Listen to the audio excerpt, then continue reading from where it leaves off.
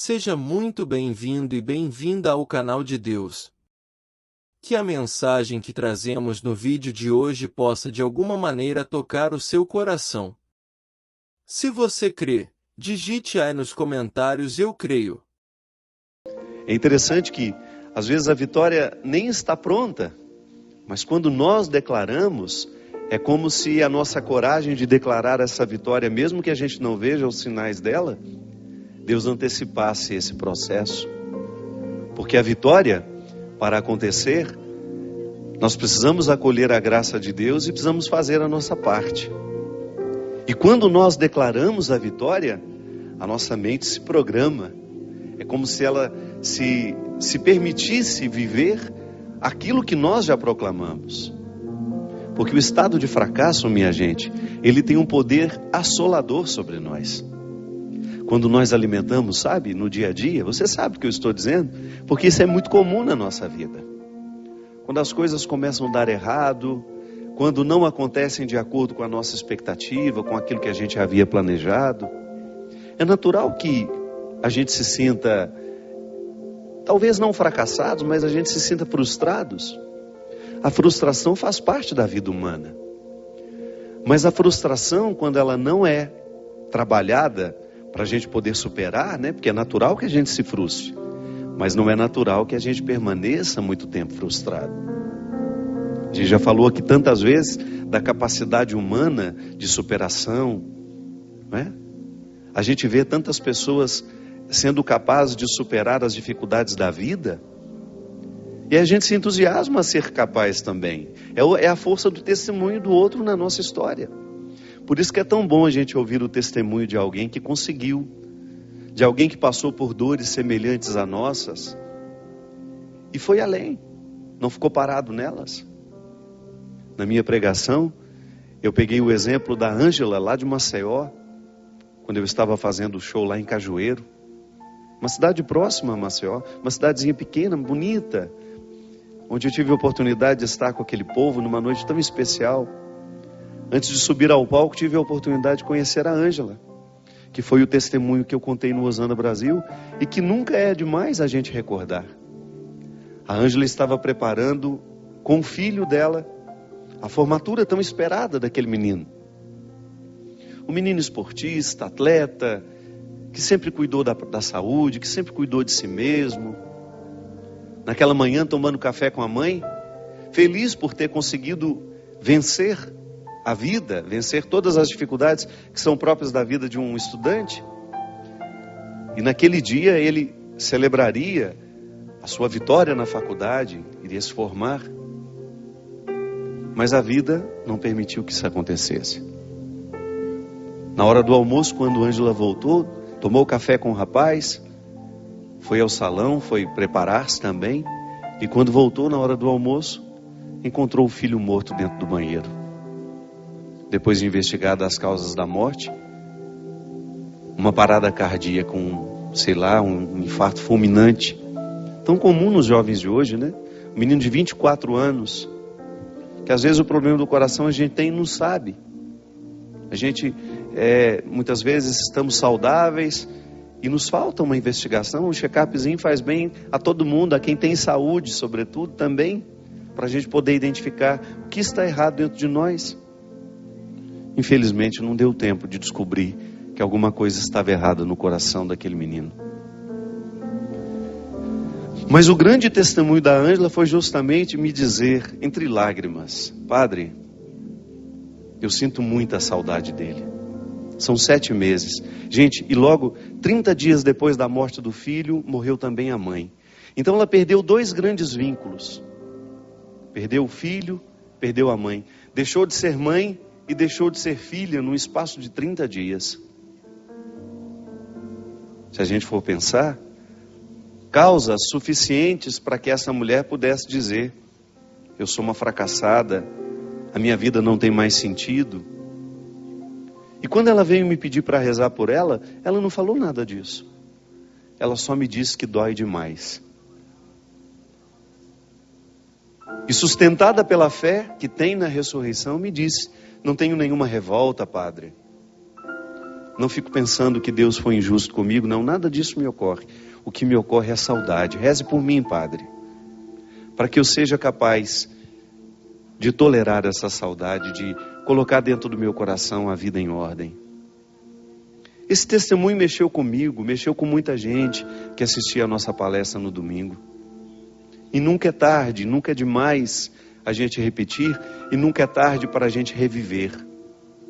O testemunho de uma pessoa que foi capaz de superar a sua perda, que foi capaz de superar o seu fracasso, e que não permitiu que aquele fracasso se instalasse como um proprietário da alma da gente. Porque o que às vezes acontece é isso. Eu sempre gosto de dizer que se todos os dias a gente não faz uma faxina antes de dormir, sabe, uma faxina espiritual mesmo, emocional, afetiva. Se a gente não faz uma limpeza daquilo que nos poluiu, porque todos os dias a vida nos polui. Com aquilo que acontece, com aquilo que a gente vê que aconteceu na vida do outro, porque nós não somos indiferentes. Se você assiste ao noticiário todos os dias de manhã, você já tem motivos para passar um dia lamentando. Se você assiste aos noticiários da noite, você tem motivos para perder o sono. Mas essa é a postura cristã? Será que a nossa indignação, que nós devemos ter quando a gente vê uma coisa ruim acontecendo, passa em assumir o fracasso que aquele acontecimento nos traz? Não. A indignação não é fracasso. A indignação é a gente se posicionar sabendo que o mundo não tem de ser assim. Não é natural que uma pessoa mate a outra, não é natural que a gente seja injusto, não é natural que a gente vá fazer uma coisa ruim ao outro, como tantas vezes são noticiadas. As notícias, o conteúdo das notícias que nos chegam, estão recheadas de traição, de injustiça, de impunidade, de assassinato, de ódio, roubo. A gente fica indignado porque o mundo não tem de ser assim. Mas qual é o papel dessa indignação? Provocar dentro de nós o desejo de fazer esse mundo ser diferente, então, a partir da parte que nos cabe. Como a Ângela fez. A Ângela, ao sentir a dor de perder um filho e de perder a mãe, ela resolveu recrutar tudo o que a fé havia dado ela ao longo da vida. E resolveu proclamar a vitória, mesmo com o rosto coberto de lágrimas. Aí volta ao início. Quando a gente proclama uma vitória, mesmo sem a gente ter ainda a matéria-prima daquela vitória já nas mãos, a gente dispõe o espírito a não mergulhar no fracasso. É como se a graça de Deus se antecipasse dentro de nós, nos ajudando a compreender aquele momento difícil e nos dando o entendimento de que a vitória chegará. Porque o desafio do que sofre, aquele que está sofrendo hoje, por exemplo, uma perda, pode ser que você esteja me assistindo e você tenha sepultado um ente querido hoje. Pode ser que você tenha visto morrer um amigo, um filho, um pai, uma mãe, um irmão. É assim. Todos os dias alguém está perdendo. Mas a graça de Deus hoje pode lhe visitar, não lhe retirando essa saudade, porque esse é um processo humano. Deus não tem como retirar o que é humano. A saudade é um dom que nós temos dado por Ele. Como é que Ele vai tirar isso de mim? Eu não quero. Eu não quero deixar de sentir saudade das pessoas que eu amo. O que eu quero é que essa saudade se torne leve dentro de mim. Que não seja um fardo para me deprimir, para me amargurar. Então eu permito que a mão de Deus comece já a me consolar hoje e eu alimente esse pensamento. Quem perdeu alguém hoje precisa começar a alimentar esse pensamento. A dor que eu estou sentindo hoje não é definitiva. Porque o grande problema do sofrimento é quando nós olhamos para ele e quando a gente sente aquela dor terrível, tão próxima do acontecimento, é natural que doa de maneira terrível. Mas a gente começar a alimentar a esperança de que essa dor vai mudar o formato dela. De que ela será assim, suportável. Por mais difícil que nos pareça o dia de hoje, você pode ter certeza que, se bem vivido, se vivenciado tudo isso, com fé no coração, deixando-se visitar por essa sabedoria divina, de que tudo vai passar, que vai ficar diferente, esse dia tão terrível hoje, pode ser num futuro, um dia de aprendizado. Porque é assim que as pessoas crescem. É assim que nós superamos. É assim que nós avançamos. Eu fico pensando, né? Eu tive uma vida muito difícil sempre. A vida na minha casa não é fácil até hoje. Eu tenho muitos motivos para poder desanimar. Tenho muitos. Todos os dias eu tenho motivos para desanimar. Por aquilo que eu não consigo com os meus irmãos, com os meus amigos, com aquilo que eu não consigo comigo mesmo, por aqueles que eu vejo morrer, por aqueles jovens que eu gostaria tanto que estivessem vivendo diferente, mas não. Estão lá perdidos nas drogas, na prostituição socializada, no álcool.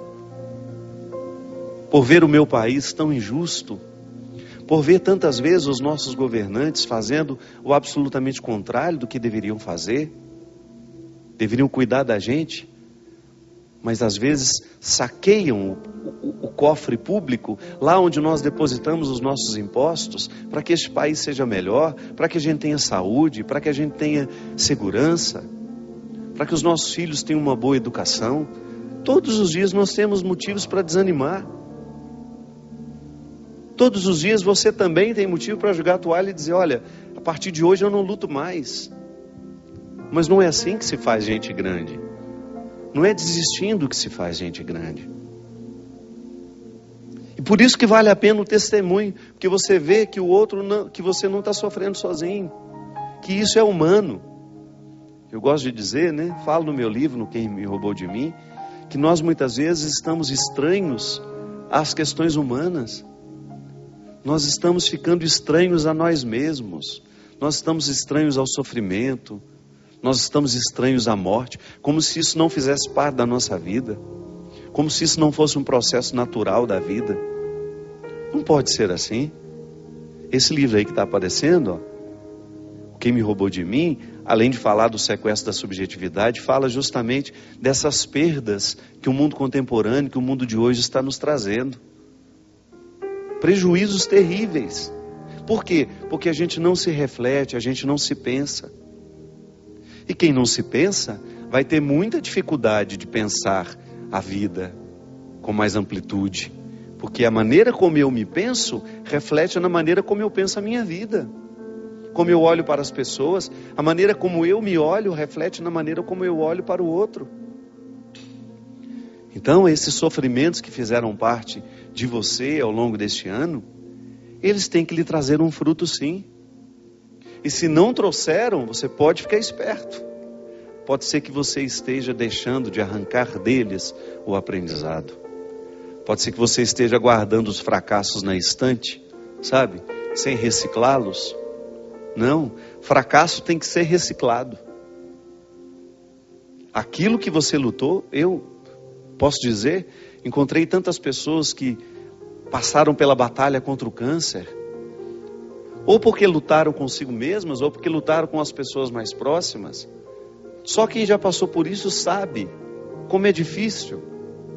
Mas depois que passa, depois que termina, não é verdade? Você olha para o cabelo que voltou a crescer e você identifica que aqueles cabelos representam sonhos. Só quem precisou perder os cabelos para fazer um tratamento de quimioterapia sabe o que é a alegria de vê-los nascendo novamente. Só quem precisou passar pelo mal-estar de uma quimioterapia, de ficar tantas vezes, horas e horas dentro de um hospital, esperando pelo atendimento, e depois você ver o resultado de que aquilo deu certo, de que o tumor regrediu, ou então a cirurgia que fez, que foi bem sucedida. Então, quando renascem os cabelos, meu Deus, que respeito nós precisamos ter por esses cabelos que nascem. São mais que cabelos. É o renascimento de sonhos, de esperança, de futuro. É alguém que de alguma forma pode dizer: a vida aqui venceu. E nós continuaremos lutando por essa vida. Porque só quem se viu nesse limite, nesse limiar estreito entre vida e morte, saberá identificar o quão a vida é preciosa. E deixaremos de reclamar menos. Reclamaremos menos. Porque um dia a gente viveu esse limiar e a gente sabe muito bem. Há 3 meses que eu estou lutando, com um problema que eu tive nesse ouvido esquerdo. Há 3 meses eu não sei o que é silêncio. Eu que gosto tanto. Então às vezes eu acho que eu vou ficar louco com um barulho que não termina dentro do meu ouvido. Eu tive uma pequena perda de audição, provocada não sei porquê, sei lá. São tantos os motivos que podem provocar aquilo que eles chamam de surdez súbita. O que é a surdez súbita? Quando você de repente acorda com um barulho no seu ouvido, você vai e faz uma audiometria, que é um exame que mede a audição. Aí eu descobri que eu perdi 3 frequências graves. Nem fazem falta. Poderia viver perfeitamente sem elas. Até o doutor Daniel, que tem me acompanhado, me disse: padre, é um diagnóstico muito bom. Depois outros médicos, amigos meus também, doutor Vianney lá em Petrópolis, que eu tive a oportunidade também de conversar, de passar por ele, fui tão bem atendido por ele. Todo mundo dizendo: o diagnóstico é muito bom. Quando se perde frequências graves, se recupera praticamente tudo novamente. Só uma questão de tempo. Mas o problema, minha gente, não é essa bendita frequência grave que eu perdi, não. O problema é conviver com esse barulho, esse zumbido, dia e noite. Sabe quando você deita para dormir cansado? E você não consegue dormir porque aquele barulho te perturba, te perturba, te perturba. E ontem, graças a Deus, eu tive assim um dia tranquilo. Foi o primeiro dia em que eu posso dizer que o zumbido não ficou o tempo todo. Foi o primeiro dia em que eu tive a oportunidade de voltar a saborear alguns momentos de silêncio. Ele não foi embora, está aqui. Vai, volta, fica baixinho, fica mais alto. Mas ontem, eu vivi um dia inteiro naquele silêncio que eu gosto, que me faz bem.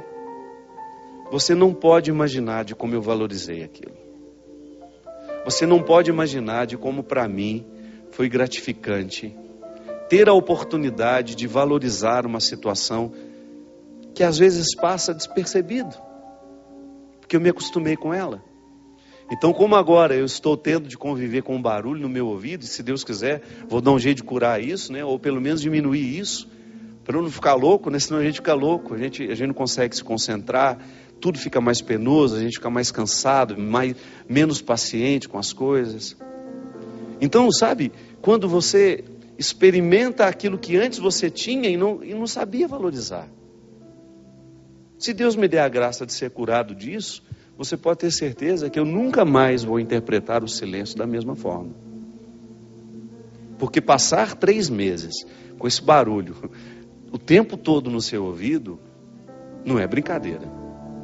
Então, quando eu tiver a oportunidade, como eu tive ontem, temporária, mas tive, de voltar a experimentar o silêncio, eu quero saborear aquilo com todas as forças da minha alma.